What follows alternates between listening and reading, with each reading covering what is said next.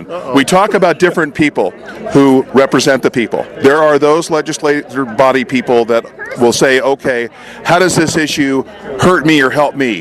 This gentleman is the person who says, how does this issue hurt my constituents or help my constituents? You're a patriot, sir. Thank you. Thank you. Anyway, what do you think about this take here with all these folks? The agreement here?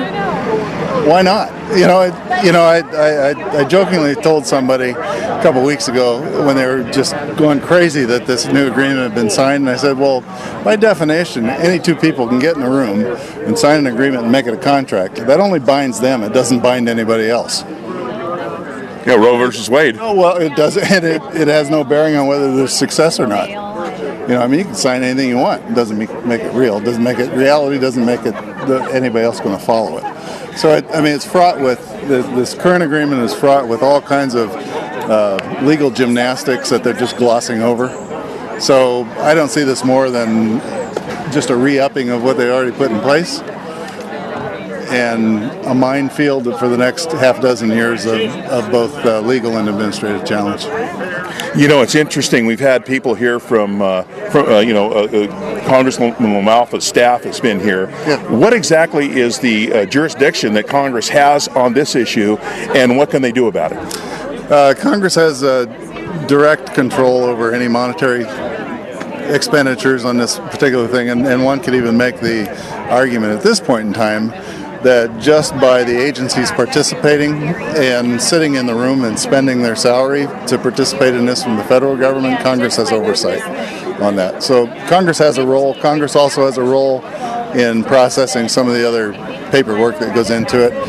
One of the other things that I find ironic, if you will, is the environmental groups spent an inordinate amount of time designating an evolutionary significant unit for this particular fish, yet their own documents say they're going to kill this fish completely. Yeah, that's amazing to me. So, hey, if they're going to kill this particular species that violates the Endangered Species Act from now till tomorrow in a way that they can't get around, I don't believe The it. people who claim they're standing up for the environment are actually the people who are going to destroy it in this particular case. And the people who are against that, who are against the dams coming out, are having to pay for it. Yeah, and the point with all that law is that, okay, if you want to be legally compliant, there are ways to remove sediment from behind these dams in a responsible manner to address those situations, yet they don't choose that specifically because it doesn't fit the economic narrative of taking the dams out. Now, there were some closed-door meetings that were federal and state. Now, when they have these closed-door meetings, isn't that illegal, and does Congress have any purview over that? Do you know?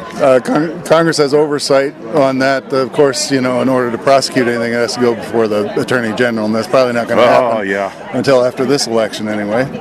But Congress can do lots of hearings and basically monkey wrenching, if you will, at the federal level to make the agencies uncomfortable for violation of the Federal Advisory Committee Act. It all brings us back to the issue of the 51st state, of the state of Jefferson, Right. which is because with the idea of a sovereign state and the jurisdiction they'd have and how they could interpose, which would nullify anything the feds would do or anyone else who's trying to hurt the people.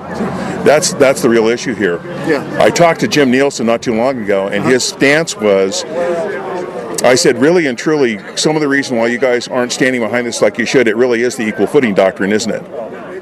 And really and truly, that's something they're extremely afraid of. Yeah, well, let's go back to even one more basic step. I mean, two states cannot, under our Constitution, form an agreement. Yeah. That's unconstitutional. Yeah. And that'd probably be one of the first challenges that come up. Among all the other process steps that like Siskiyou County can face. Yeah. Anyway, I thank you, and thank you for what you do. I mean, really, here he is, one of the good guys. Thanks again.